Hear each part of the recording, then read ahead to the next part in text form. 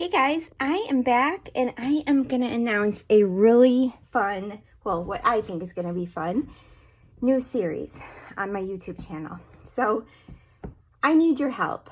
I don't know what to name this series. I'm going to explain what I'm going to do.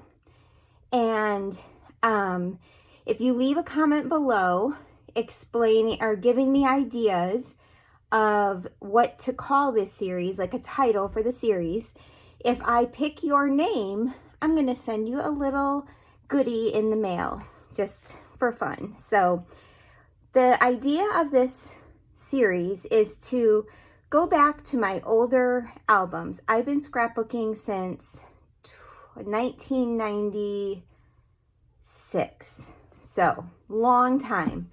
And obviously, back in the day, I don't really love all of my layouts. I don't want to go back and redo and change every one because I like to see the progression, like to see how my style changed, so on and so on. But looking back on some of my layouts, I just really either don't like them at all and I want to redo them, or they need to have something added to them, or I'm just going to love them the way they are and leave them alone. So in this series, I'm going to be going through some older albums and picking out some layouts that I either want to add to, redo, or keep the way they, love them the way they are. So put on your thinking caps and help me come up with a title or for this series and leave them in the comments below. And I'm going to give it a couple weeks, we'll say 2 weeks. I will pick a winner of if I can find a title that I like. So this is my son, my oldest son. He's going to turn 24 tomorrow, and this is his one of his older albums. Not like from when he was a baby, but so I'm going to go through some of the pages and just kind of show you, like, here's one from first grade. Do I absolutely love this layout? No, but this is what it was like back then, right? Look at how I fussy cut. Terrible. I guess fussy cutting was, or that might have just been how it was punched out. I'm not sure. But I like this layout enough that I'm going to keep it because I like it enough. Here's another one. This is a double page spread, Halloween. Kind of show you a little bit. Can't see it all. But again, I like it. I don't think I need to change it. Here's a hockey layout, which I am fine with. I think it's cute. But here's the first one I've come across, and I just don't even know what I was thinking on this layout. So I'm going to pull this out. All these layouts are from 2004 to 2006. This is going to be my first one. Whoops, I'm making a mess, dropping stuff. This is going to be my first one that I am going to redo. So I'm going to take all of the photos off because I really don't like anything about this. I'm going to try to salvage this photo by using undo to get this photo off. And then I thought, how perfect with the colors to use the VIcki Boutin Warm Wishes. So this is what I'm going to do. I'm going to go ahead and get you on fast forward. I'm going to get all of this off camera, get the photos ready, and then I'll come back and we will create a new layout using Warm Wishes. Okay, so I'm going to kind of go through the VIcki Boutin collection here. I purchased the Happy Scrappy bag from my little scrapbook store, and I will leave the link for this posted below if you're interested. Michelle does have more kits available. She has the 6x6 pad. She has some of the items sold separately, so I will leave a link to the store and also directly to the kit and some of the products below. But I kind of went through and I'm picking out some of the papers that I think I might want to use. And originally I thought, well, maybe I would use that as my background, that kind of white with the green on the side. But I ended up changing my mind. And I pull out the papers that I want to use. I'm going to put the rest aside. And here's all of the embellishments, and later on in the video you'll see me going through a bunch of the ephemera to determine what I'm going to use. Now this is not an embellishment heavy layout. It's actually a very simple layout, but I absolutely love how it turned out, and I certainly love it much better than the layout I had before. So that's most importantly is, you know, I can look at it and be happy with it now. I'm going to use this stripe to kind of bring in all the colors from the collection, and then I'm going to find on one of her cut apart sheets, she's got that like a scallop, that red polka dot scallop, and then the black strip, it says fa la la all the way across it. I'm going to go ahead and cut those out, and I'm going to use those on that horizontal strip as well.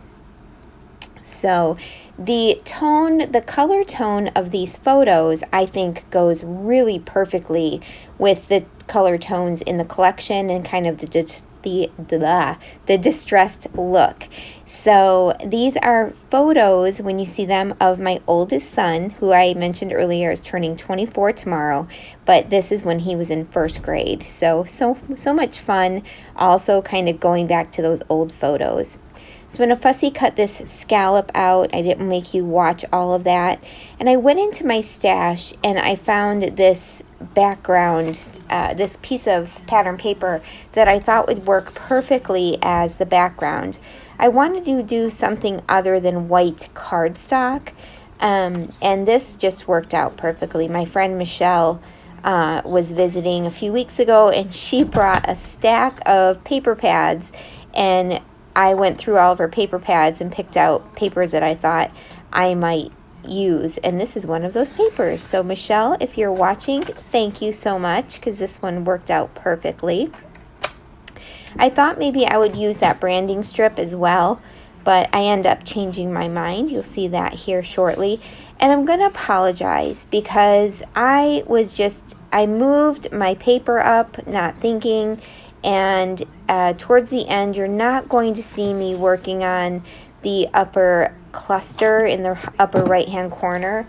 You will see it in the close-ups, and I will let you know exactly what I did up there, but it frustrates me that sometimes I want to get my camera close enough in so that you all can see what I'm doing, but then sometimes by doing that, I accidentally move my paper, and I'm really sorry about that.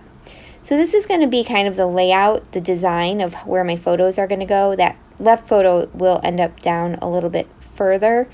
I'm going to back all of the photos in this kind of aqua print. It's a light aqua. And I'm going to photo block the two horizontal photos and just back them together.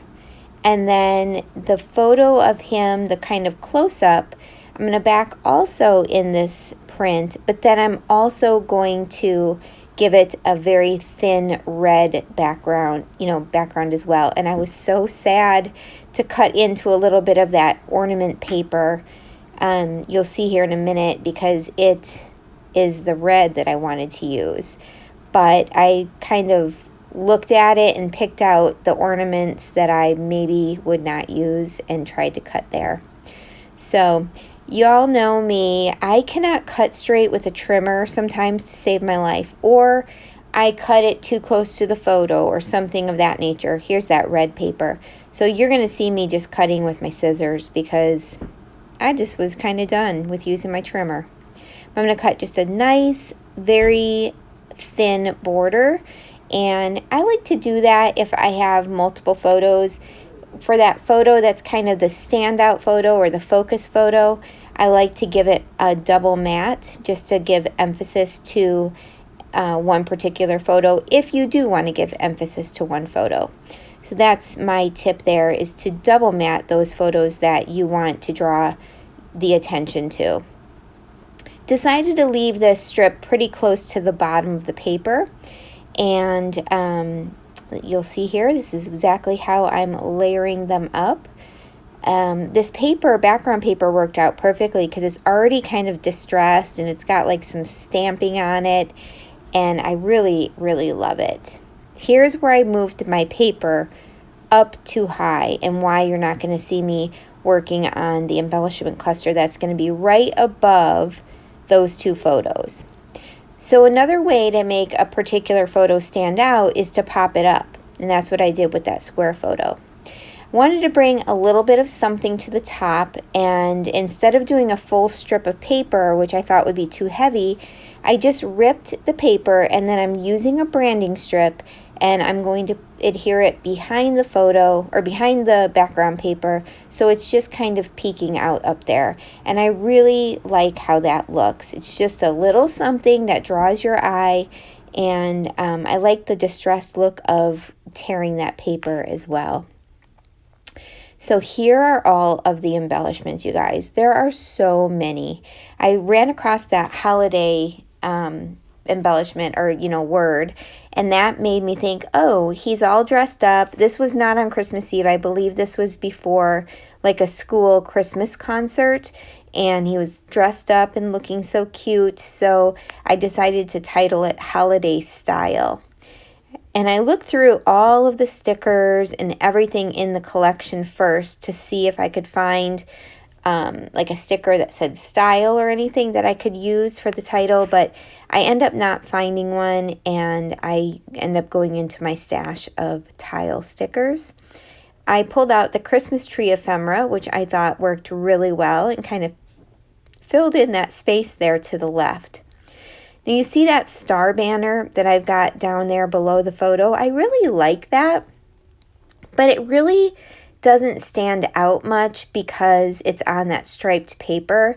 And I felt like putting it there, although I think it does look fine, it felt like it was wasting the embellishment, because I think it's going to look a lot better with like on a tone-on-tone paper or on white cardstock or something like that. So I am going to pull that off.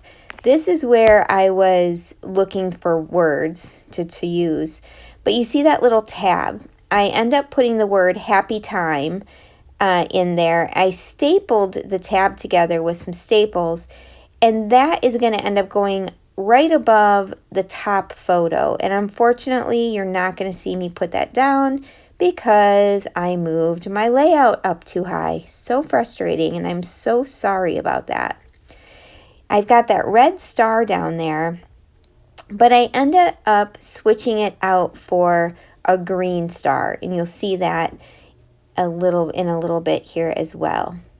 There's that green star. I don't know what it was, but I just really liked the green a little bit better.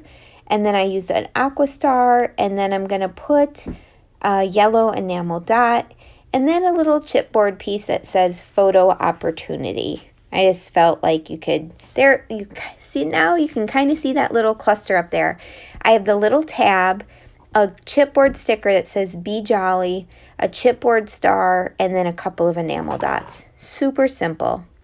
Now I'm adding the rest of the title, and I happen to have these super old tile stickers from my stash, and the red color matched perfectly with the reds in this collection, so I love how that worked, and it says Holiday Style. Don't forget to leave your idea for a title or a name for this series.